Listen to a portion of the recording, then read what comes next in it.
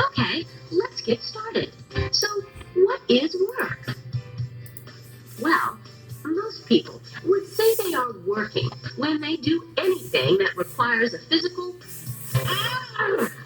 or a mental effort. Now, in scientific terms, work is the use of force to move an object a certain distance. More specifically, to do work on an object, some part of the force you exert must be in the same direction as the object's motion. Let's look at the following two examples. On the left side, Norbert is lifting a stack of textbooks from the floor. And on the right side, he's carrying the stack of textbooks. Note the direction of the applied force and motion for each example. In which example is Norbert actually doing work? If you said the left side, you are correct.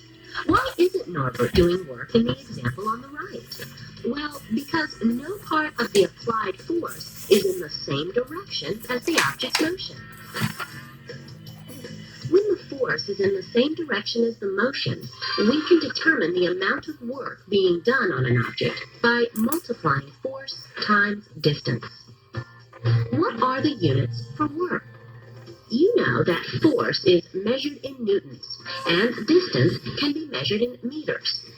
The product of a force measured in newtons and the distance measured in meters is a measurement called a newton meter, or the joule.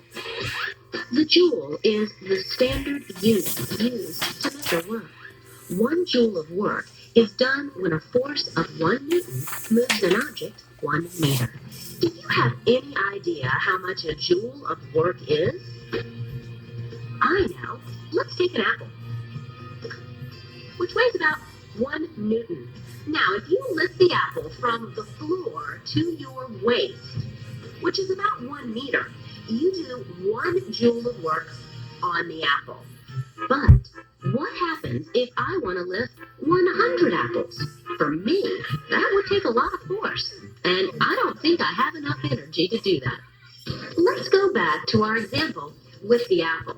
Now, I easily have enough energy to lift this apple from the floor to my waist, and I know I'm doing work on the apple as I lift it. So there must be a relationship between work and energy, right? When I lifted the apple from the floor, I caused a change.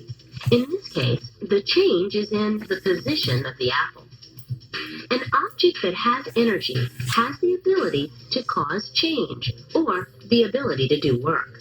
When I worked on the apple, some of my energy was transferred to the apple. You can think of work then as the transfer of energy. As I lifted the apple from the floor to my waist, the apple gained energy. Let's focus on 2 forms of energy: potential energy and kinetic energy. Let's take a look at each. If I hold the apple still in my hand, does the apple have energy? Careful, not all forms of energy involve movement. Well, this apple has stored energy. We call it potential energy. Holding the apple like this gives the apple the potential to fall to the ground. Now, if I release the apple falls. The potential energy changes into kinetic energy. It is pretty obvious when an object has kinetic energy. As long as the object is moving, it's said to have kinetic energy. What's more difficult to determine is how much potential energy an object has. Let's go back to our example with the apple. The potential energy of this apple really depends on height. How high or low my hand is from the ground. We call this type of potential energy gravitational potential energy. Gravitational potential energy depends on mass, gravitational acceleration, and height. Near the Earth's surface, gravitational potential energy, or GPE, is equal to the product of mass, gravitational acceleration, and height. Remember that g is the acceleration caused by Earth's gravity, which at sea level equals 9.8 meters per second squared. Let me show you an example. Suppose a satellite has a mass of 293 kilograms, and we lift it to the top of Mount Everest. What is the gravitational potential energy of the satellite? Well, what do we know? We know mass is equal to 293 kilograms. Gravitational acceleration is equal to 9.8 meters per second squared. And we know the height of Mount Everest, which is approximately 8,850 meters. Let's write the equation for gravitational potential energy. GPE equals mgh. Substituting in our values for mass, acceleration due to gravity, and height, we get GPE equals the product of 293 kilograms, 9.8 meters per second squared, and 8,850 meters. The answer turns out to be approximately 25 million. Don't forget, I need to assign a unit to that number. Units are very important when explaining scientific concepts. Do you have any idea what the unit for energy is? Let's figure it out. The original equation for GPE is mgh. Mass times gravity is equal to weight. And weight is measured in newtons. Remember, weight is a force. Therefore, the unit for gravitational potential energy is the Newton meter.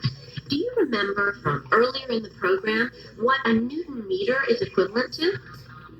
Well, if you said 1 joule, you're on the ball. 1 Newton meter is equivalent to 1 joule. Wait a minute. Work is also measured in joules. I think we just showed mathematically how energy and work are related to each other. Now let's go back to kinetic energy. How much kinetic energy do you think an object, say, like a rocket, depends on? The kinetic energy of an object depends on both its mass and its velocity. The mathematical relationship between kinetic energy, mass, and velocity is KE equals 1/2 mv squared. Notice that the velocity is squared in the equation. Remember, guys, the number 2 is called an exponent. The exponent tells you how many times a number or base is used as a factor. For example, 2 squared is equal to 2 times 2, which equals 4. 3 squared is equal to 3 times 3, which equals 9, and so on. The term v squared equals v times v.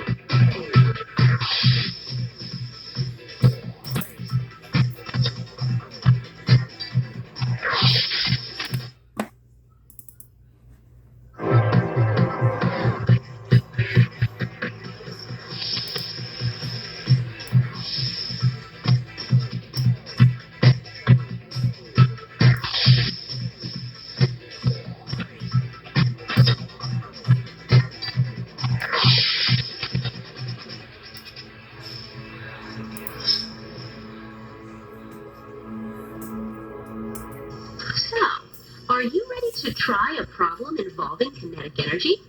Here's one for you. Norbert's Mars rover, with a mass of 210 kilograms, is traveling on the surface of Mars at a speed of 6 meters per second. Zot's rover, with a mass of 170 kilograms, is traveling on the surface of Mars at 8 meters per second. Predict which rover has more kinetic energy. Then verify your prediction mathematically. You may now pause the program. So did you make the correct prediction? Let's double check your work. Solving for the kinetic energy of Norbert's rover, we have kinetic energy is equal to 1/2 times 210 kilograms times 6 meters per second quantity squared. The kinetic energy of Norbert's rover is equal to 3,780 joules. Solving for the kinetic energy of Zot's rover, we have kinetic energy is equal to 1/2 times 170 kilograms times 8 meters per second quantity squared. The kinetic energy of Zot's rover is equal to 5,440 joules. So, comparing the two values, we see that the kinetic energy for Zot's rover is greater than the kinetic energy for Norbert's rover. We now know that an object may possess both kinetic energy and potential energy at the same time. Let's go back to our example with the apple. Any object that rises and falls experiences a change in its kinetic and potential energy. Let's look at this energy transformation as I toss the apple into the air. When the apple moves, it possesses kinetic energy. As it rises, it slows down. Its kinetic energy decreases. Because the height increases, its potential energy increases. At the highest point, the apple actually stops moving. At this point, it no longer has kinetic energy, but it has maximum potential energy. As the apple falls, the kinetic energy increases and the potential energy decreases. No matter how energy is transformed or transferred, all of the energy is still present somewhere in one form or another. This statement is known as the law of conservation of energy. As long as you account for all the different forms of energy involved in any process, you will find that the total amount of energy never changes. In other words, energy cannot be created or destroyed. It just changes form.